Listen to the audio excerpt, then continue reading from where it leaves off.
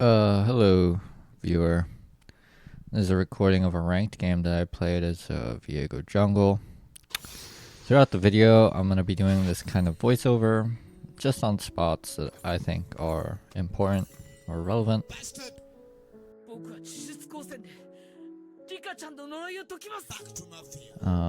For your viewing pleasure, the replay has been sped up 2 times. I slow it down at the parts where I say something, so there you go.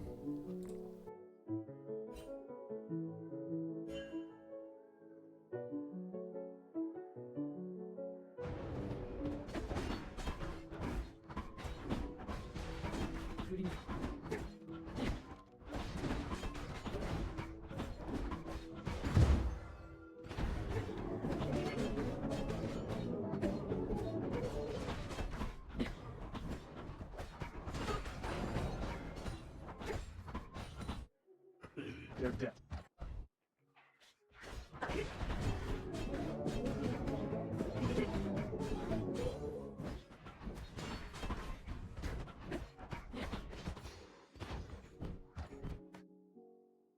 So here Warwick does a level 3 play mid. I don't want to think too deeply about it because Ori is kind of griefing. And just flash away. But as a jungler, this kind of situation makes me hesitate. What should I do when I see this kind of situation in my games? Because as a jungler, it feels like I could have either anticipated this play or continued to farm. If I don't anticipate the play, the enemy will 2v1. But anticipating the play is hard, so really I should just keep farming. But then there's the hidden third situation, which happens sometimes. What if your laner stalls out until you get there? And how can you gauge that? I'm not really sure, so I think I'll just lean on farming.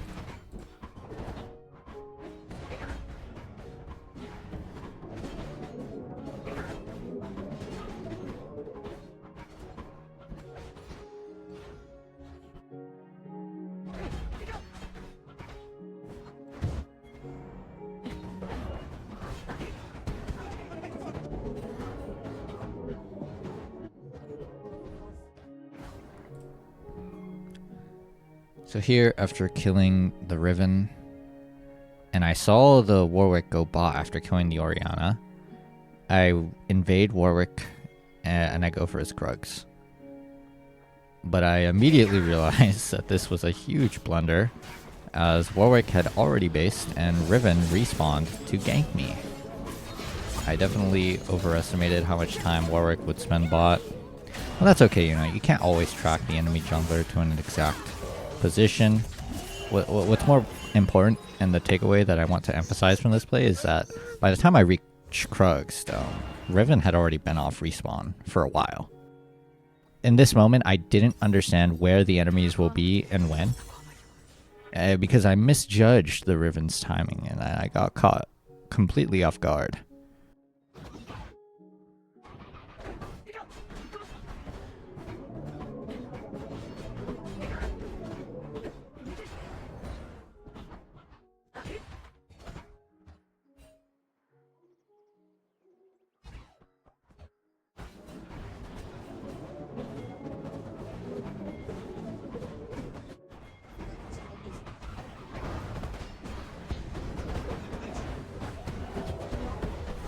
So this jungle play is weird. We pop Cho'Gath and Warwick Flash, but somehow we still don't win. I don't really know what went wrong here. Maybe it's because Brand went off down alone and got himself picked. Also, we didn't focus the dragon very hard, so Cho'Gath actually respawns and hits the fight a second time.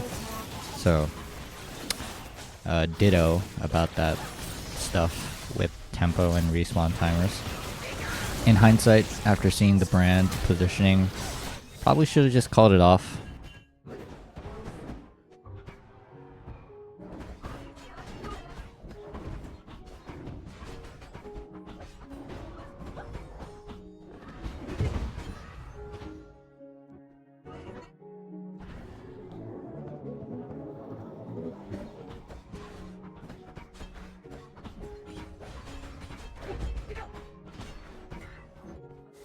So something I recognize in hindsight looking at this replay, I have no plan for my clear. You know, I can remedy this by pressing tab to get full timers on the camps, you know, path accordingly. You know, it took me a while to realize that I didn't actually want to go back to base, since I could just do like some nearby camps to buy Kraken Slayer.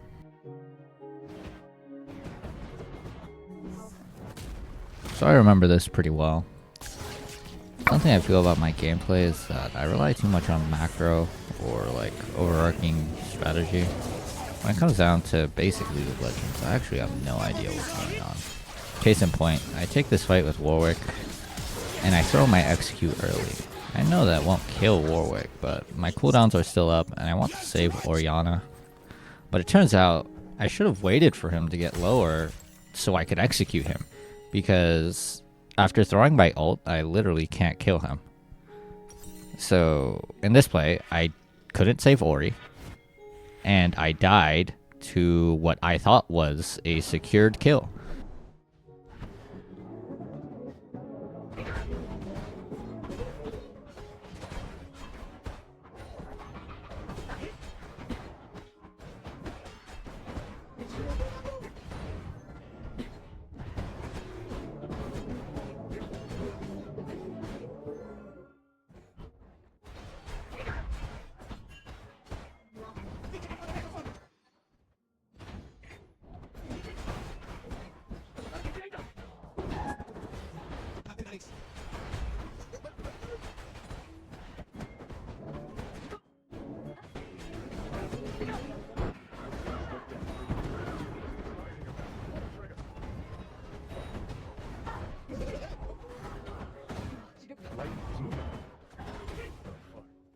So this invade I like a lot more than my last.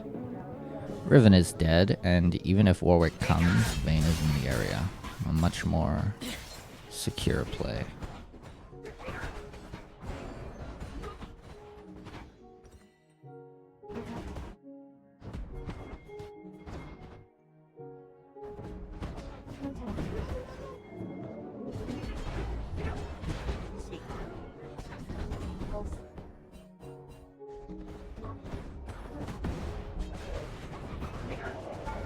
I didn't expect the Warwick to turn this so well here.